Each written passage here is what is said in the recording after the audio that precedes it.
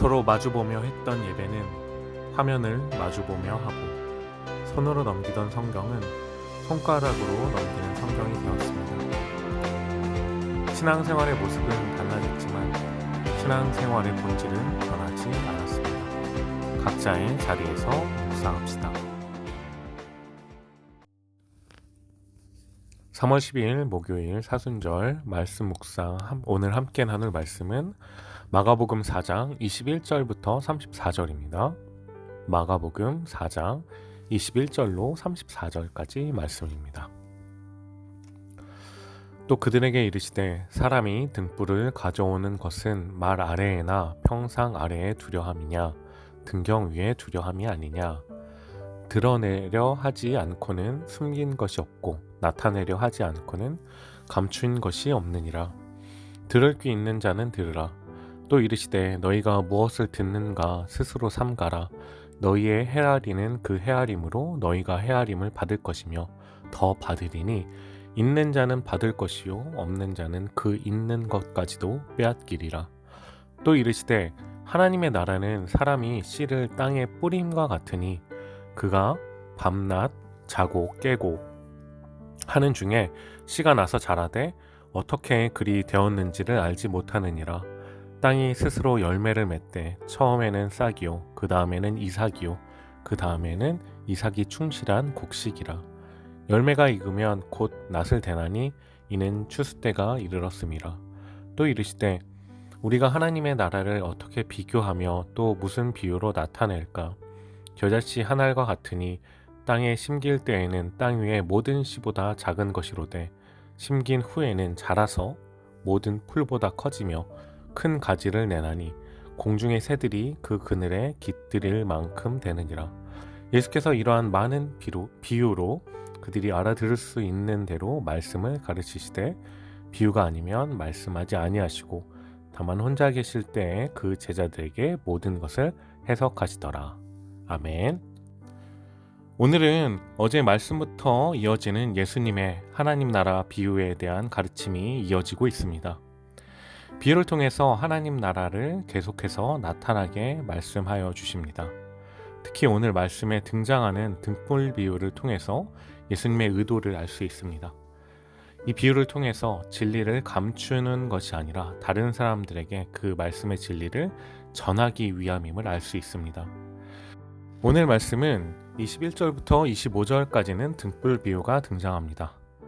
21절부터 23절까지 이 말씀은 등불 비유로 보이고 24절, 25절은 다른 내용을 담고 있는 것 같이 보이지만 21절부터 하나님의 말씀을 통해서 천국의 비밀을 나타내고 24절, 25절을 통해서 드러난 계시의 말씀에 대한 영적인 자각력을 촉구하는 결론의 부분입니다. 오늘은 이 등불 비유를 함께 살펴보고자 합니다. 그런데 이 등불 비유 전에 오늘 묵상 말씀의 후반 말씀도 잠시 살펴보도록 하겠습니다. 26절부터 34절까지 말씀은 자라나는 씨의 비유와 겨자씨 비유를 합니다. 이 비유들은 하나님 나라의 성장에 관한 비유입니다. 먼저 자라나는 씨앗 비유는 4장 처음에 나온 씨 뿌리는 비유의 부연 설명을 하면서 하나님 나라의 성장 법칙을 가르칩니다. 이 비유가 하나님 나라의 확장과 성장을 보여주지만 좁게는 성도 개개인의 마음에 임하는 하나님의 통치 본질을 나타내주고 있습니다. 이 비유에서는 하나님의 주권적인 은혜에 중점을 두고 있습니다. 인간의 지혜와 능력으로 하나님의 나라는 성장되지 않음을 말해주면서 우리가 하나님께서 씨를 뿌리고 물을 줄 수 있도록 인간이 노력할 수는 있지만 결국 자라나게 하시는 분은 하나님이심을 말해줍니다. 그리하여 요한복음의 포도나무 비유와 같이 하나님께 온전히 순종하고 붙어 있음으로 성장할 수 있다라는 비유의 뜻을 담고 있습니다. 자라나는 씨앗 비유가 내적인 성장과 성장 방식을 나타낸다면 이후 나타나는 겨자씨 비유에는 외면적인 성장과 범위를 나타냅니다. 씨 뿌리는 비유로 시작된 하나님 나라의 비유가 겨자씨 비유를 통해서 그 나라, 하나님 나라의 최종적인 완성과 목표점을 정확하게 보여준다고 할 수 있습니다. 겨자씨 비유를 통해서 비록 씨앗같이 미약하지만 출발된 예수님의 등장과 복음 선포가 결국에는 성장과 확장을 통해서 수많은 영혼들을 구원해 줄 것임을 또한 말해주고 있습니다. 그렇다면 다시 오늘 말씀으로 돌아와 등불 비유를 함께 나누고자 합니다. 여러분들 혹시 등불을 아시나요?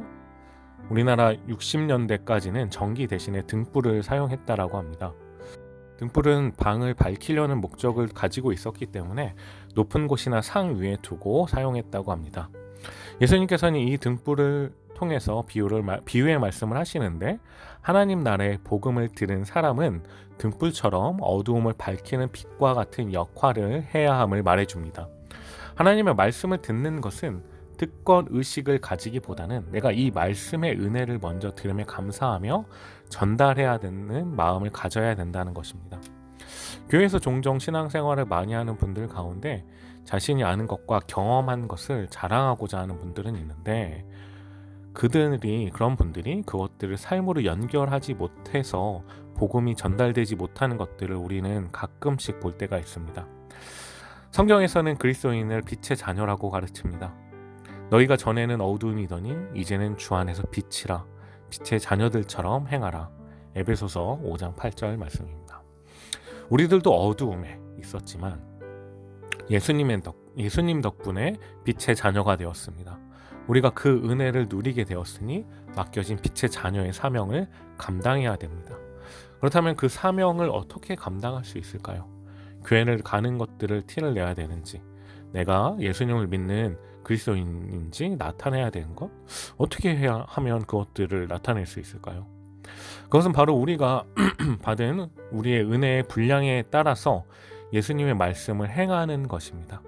예수님의 교훈을 내 행동과 삶으로 드러내고 나타내는 것입니다. 그것이 말씀과 삶을 연결시키는 것입니다. 실제 생활 가운데 하나님의 말씀이 구체적인 결실을 맺어가는 것이 진정한 그리스도인들입니다. 오늘 이 시간 출근길에 있는 여러분, 오늘도 여러분들의 삶의 모습 가운데서 예수님의 말씀이 드러나길 소망합니다.